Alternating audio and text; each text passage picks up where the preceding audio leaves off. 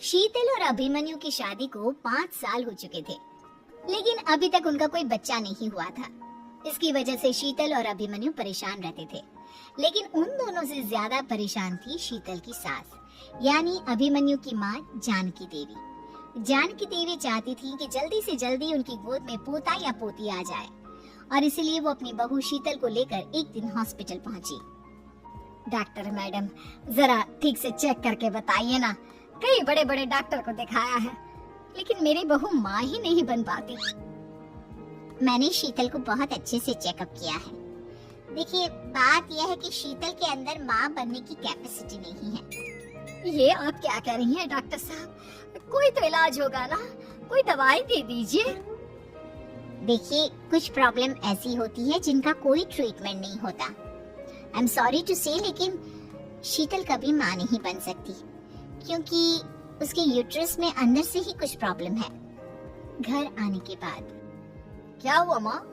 कहाँ लेकर गई थी आप शीतल को? अरे कहाँ लेकर जाती, डॉक्टर मैडम के पास ले गई थी, लेकिन तेरी बीवी तो कभी माँ बन ही नहीं सकती। मम्मी जी, इसमें मेरी क्या गलती? अगर अंदर से कोई प्रॉब्लम है तो उसमें मैं भी कुछ नहीं कर सकती। जानती हूँ, ये बात डॉक्टर के मुंह से सुन चुकी हूँ। अब दोबारा मेरे सामने इस बात का गाना मत गा। अरे माँ, परेशान होने की जरूरत नहीं है, हम सोचते हैं ना कुछ। अरे क्या सोचेगा तू? जब डॉक्टर कह चुका है कि तेरी बीवी माँ नहीं बन सकती, तो बता क्या सोचेगा तू? कहाँ से लाएगा बच्चा? माँ, ये तो मैं भी नहीं जानता। अभिमन्यु, क्यों ना हम अनाथ आश्रम से एक बच्चा गोद ले आएं? क्या फर्क पड़ता है बच्चा हमारा हो या गोद लिया हुआ? हाँ, ये बड़ी बातें बनाने वाली, क्या फर्क पड़ता है? अरे क्यों फर्क नहीं पड़ता? मुझे इस वर्ष को आगे बढ़ाने के लिए मेरे बेटे का खून चाहिए, किसी दूसरे का नहीं। लेकिन माँ, आप जानती हैं कि ये अब पॉसिबल नहीं है। मैं कुछ नहीं जानती। मैं किसी पराये की औलाद को इस घर में अपना पोता या पोती बन के बढ़ता हुआ नहीं देख सकती। मेरा वंश मेरे बेटे के खून से ही आगे बढ़ेगा। लेकिन मम्मी जी, ऐसा कैसे हो पाएगा?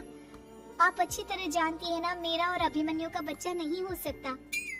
तो मैं अपने बेटे की दूसरी शादी करवाऊंगी, और अपनी दूसरी बीवी से ये मुझे बच्चा पैदा करके देगा। ये आप क्या कह रही हैं माँ? मैं किसी और से शादी नहीं करने वाला। मेरे रहते हुए आप अभिमन्यु की शादी किसी और से करवाएंगी मम्मी जी? आप ऐसा कैसे कर सकती हैं? तो बस देखती जा बहू, मैं ऐसा कैसे कर सकती हूँ। कुछ दिनों के बाद, अभिमन्यु, मैंने तेरे लिए लड़की ढूंढ ली है। माँ, मैं आपको कितनी बार समझाऊं, मुझे किसी से शादी नहीं करनी है। पहले मेरी बात सुन, ये जो चमेली है ना, हमारे घर में काम करने आती है, वो तुझसे शादी करने के लिए तैयार है। मम्मी जी, आप अभिमन्यु की शादी एक नौकरानी के साथ करवाएंगी? वो इसलिए क्योंकि चमेली दिखने में बहुत खूबसूरत है, बच्चा भी सुंदर ही होगा। मम्मी जी, लेकिन एक बच्चे के लिए अपने बेटे की शादी नौकरानी के साथ करवाना, क्या ये सही है? अगर अभिमन्यु ने शादी नहीं की ना, तो मैं अपनी जान दे दूंगी। आप देख लो, अगर तुम्हें अपनी माँ की जान प्यारी है तो तुम्हें इस नौकरानी के साथ शादी करनी ही होगी। इस तरह जानकी देवी अपने बेटे अभिमन्यु की शादी नौकरानी चमेली के साथ करवा देती है। कुछ दिनों के बाद, नौकरानी से मालकिन बन के तो मजा आ गया, अब तो मैं इस घर की मालकिन हूँ। देखो, अपने आप को ज्यादा मालकिन समझने की कोशिश मत करो।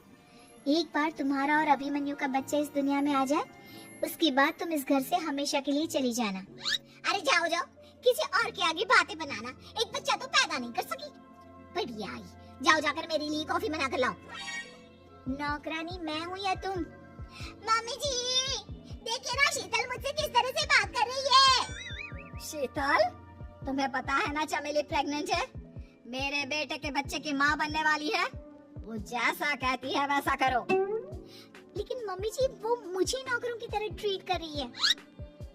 अरे तो करेगी ना, वैसे भी बहू तुम हो किस काम की, एक बच्चा तो पैदा नहीं कर सकती। जाओ, अब घर के सारे काम करो और चमेली को आराम करने दो। थैंक यू मम्मी जी, भगवान आपका भला करे। आप नहीं होती तो मैं नौकरानी से महारानी कैसे बनती? देखो, तुम्हें जो चाहिए सब मिलेगा, खूब खाओ पियो, मजे की जिंदगी जियो। लेकिन बस मुझे एक बच्चा पैदा करके दे दो। कुछ दिनों के बाद, मम्मी बच्चे के लिए आपने मेरी शादी चमेली के साथ करवा तो दी, लेकिन दिन और रात का चैन मिट गया है। सारा दिन शीतल और चमेली की बहस चलती रहती है। अब शीतल को इस घर में रखने से क्या होगा?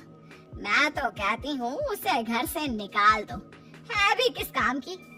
मैं ऐसा नहीं कर सकता माँ, वो मेरी पत्नी है, उससे बहुत प्यार करता हूँ मैं। तुम्हारी पत्नी चमेली है, चमेली, उससे प्यार करो। अरे तुम्हारे बच्चे को जन्म देने वाली है वो। अभिमन्यु, मैं खुद ही इस घर से चली जाती हूँ। वैसे भी अपने ही घर में नौकरों की तरह रहकर परेशान हो चुकी हूँ। घर की नौकरानी मेरे ऊपर हुक्म चलाती है, वो तुम्हारी पत्नी बन चुकी है। अब मेरा इस घर में क्या काम? अभिमन्यु के बार बार रोकने पर भी शीतल उस घर से चली जाती है। कुछ दिनों के बाद चमेली एक बच्चे को जन्म देती है। भगवान ने मेरी सुन ली, मेरे बेटे का घर भर गया, उसका अपना बच्चा इस दुनिया में आ गया। मम्मी जी, बच्चे को हाथ लगाने से पहले मेरी एक शर्त सुन लो। तुम कहना क्या चाहती हो चमेली? आपकी मम्मी को बहुत शौक था ना अपने पोते को खिलाने का। अब देखो, इस दुनिया में हर चीज की कोई ना कोई कीमत तो होती है। तुम अपनी आधी प्रॉपर्टी मेरे नाम कर दो, बच्चा तुम्हारे नाम। अरे लेकिन मैंने अपने बेटे से तुम्हारी शादी करवाई है, अब ये सौदेबाजी कहाँ से आ गई? जो औरत अपनी बहू को घर से निकाल कर एक नौकरानी के साथ अपने बेटे की शादी करवा दे, वो तो सौदेबाजी कर ही सकती है ना। उसका कैसे भरोसा कर सकते हैं? मुझे बस आप लोगों की प्रॉपर्टी चाहिए, उसके बाद ही बच्चे को आप हाथ लगा सकते हैं। मैंने कहा था ना मम्मी, आप गलत कर रही हैं। देखिए, उसका नतीजा आपके सामने है। जब शीतल को पता चलता है कि अभिमन्यु और चमेली का बच्चा दुनिया में आ गया है, तो वो अपने घर पहुंचती है। अभिमन्यु, कहाँ है आपका बच्चा? क्या मैं उसे देख सकती हूँ? कुछ भी मत पूछो शीतल, माँ की हुई एक गलती हम लोगों पर भारी पड़ रही है। वो नौकरानी अपनी औकात पर आ गई है और अब हमसे अपनी आधी प्रॉपर्टी मांग रही है, वो भी बच्चे के बदले में। एक बात कहूँ अभिमन्यु, आप उसे कुछ भी देने से मना कर दो। अरे कैसी बात कर रही हो? मेरे बेटे की औलाद है उसके पास, ऐसे कैसे मना कर दे? मम्मी जी, वो अभिमन्यु का बच्चा नहीं है, वो चमेली और उसके बॉयफ्रेंड का बच्चा है। ये तुम क्या कह रही हो शीतल? ये देखिए वीडियो, चमेली और उसका बॉयफ्रेंड आपस में बातें कर रहे हैं कि उन दोनों ने मिलकर आपको बेवकूफ बनाया है और अब इस बच्चे के बदले आपसे प्रॉपर्टी भी हड़प लेंगे। हे भगवान, ये मुझसे क्या हो गया? ना तो बच्चा मिला और अपने बेटे की नौकरानी के साथ शादी करवा दी सो अलग। अब क्या होगा? मुझे माफ कर दो शीतल, मेरी वजह से तुम्हें बहुत तकलीफ हुई है। अभिमन्यु, मैंने कहा ना, उस नौकरानी को उसके बच्चे सहित इस घर से बाहर निकाल दो। लगता है मेरे अभिमन्यु का बाप बनने का सपना अधूरा ही रह जाएगा। अभिमन्यु, अपनी मम्मी से कहो कि परेशान ना हो। आपको याद है एक बार हम एक IVF सेंटर गए थे, मैंने फिर से वहां जाकर बात की थी और आपको पता है इस बार मैं प्रेग्नेंट हूँ, क्योंकि हमने वहां पर प्रोसीजर करवाया था जिसकी वजह से मैं प्रेग्नेंट हो गई थी और इस बात का पता मुझे बस कुछ महीने पहले ही लगा है। हमारा बच्चा इस दुनिया में आने वाला है अभिमन्यु। मुझे माफ कर दो शीतल बहू, मुझसे बहुत बड़ी गलती हो गई। कोई बात नहीं माँ, लेकिन अब हमें उस धोखेबाज नौकरानी को इस घर से बाहर निकाला है और इस घर की मालकिन को वापस घर लाना है, वो भी अपने बच्चे के साथ।